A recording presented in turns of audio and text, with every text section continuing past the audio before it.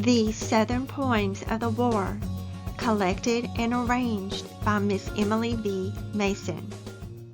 A poem entitled Untitled by Albert Pike of Arkansas. Yes, call us rebels, 'tis the name our patriot fathers bore, and by such deeds we'll hallow it as they have done before.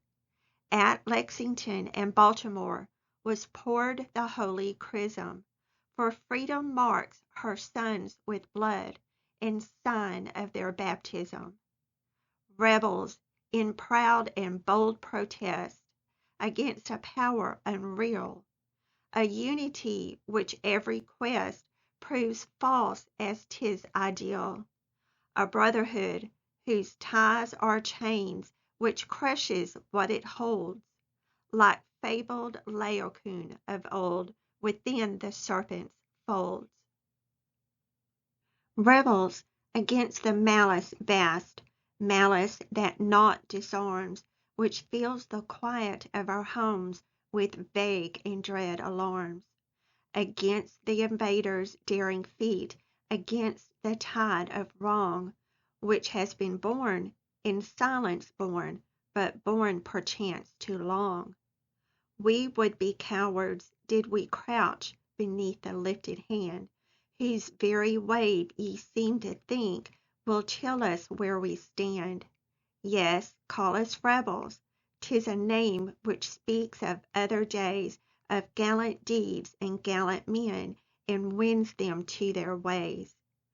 Fair was the edifice they raised uplifting to the skies, a mighty Samson 'neath its dome in grand quiescence lies. Dare not to touch his noble limb with thong or chain to bind, lest ruin crush both you and him. This Samson is not blind. Published in N.O. Picayune, May 1861.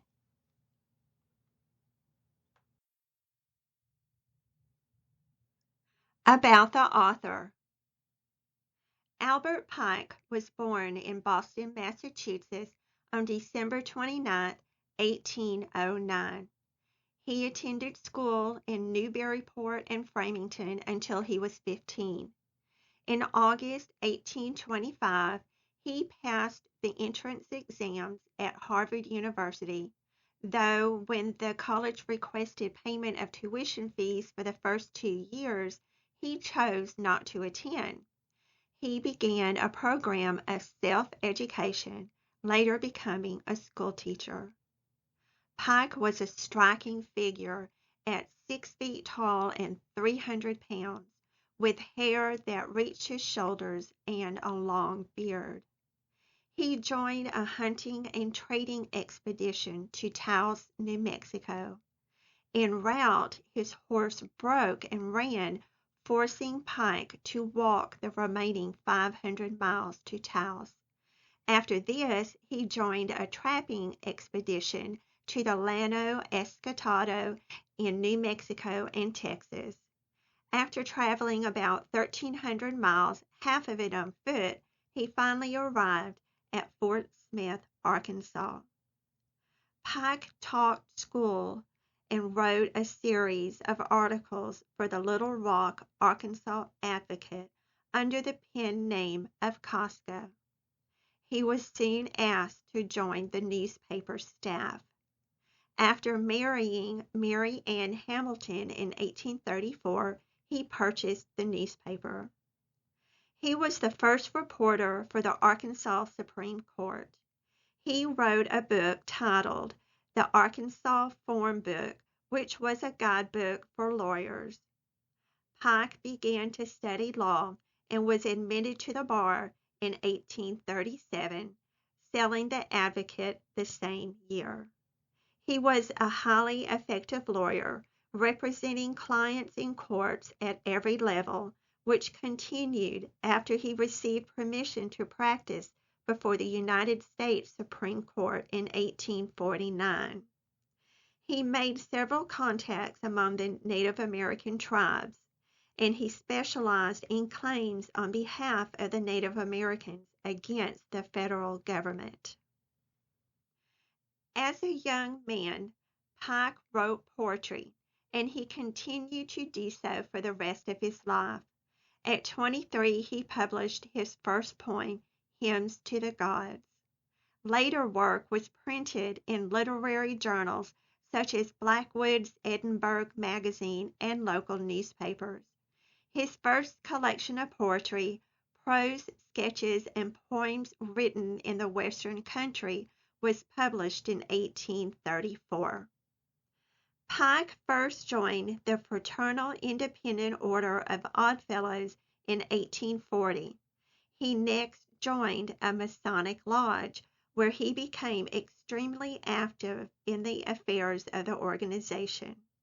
In 1859, he was elected Sovereign Grand Commander of the Scottish Rites Southern Jurisdiction. He remained Sovereign Grand Commander for the rest of his life. When the Mexican-American War started, Pike joined the Arkansas Mounted Infantry Regiment and was commissioned as a company commander with the rank of captain in June 1846. He was discharged in June 1847. In 1861, Pike penned the lyrics to Dixie to Arms. At the beginning of the Civil War, Pike was appointed as Confederate envoy to Native American nations. In this capacity, he negotiated several treaties. He was commissioned as a brigadier general in the Confederate States Army on November 22, 1861, and given a command in the Indian Territory. After the war, Pike moved to New York City, then for a short time to Canada. On June 24, 1865, Pike applied to President Andrew Johnson for a pardon, disowning his earlier interpretation of the U.S. Constitution. He said he now planned to pursue the arts of peace, to practice my profession, to live among my books, and to labor to benefit my fellows and my race by other than political courses. President Johnson pardoned him on April 23, 1866.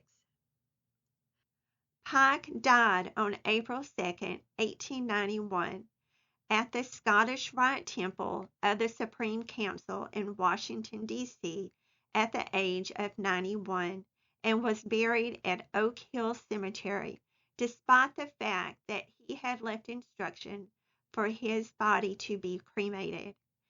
In 1944, his remains were moved to the House of the Temple, headquarters of the Southern Jurisdiction of the Scottish Rite.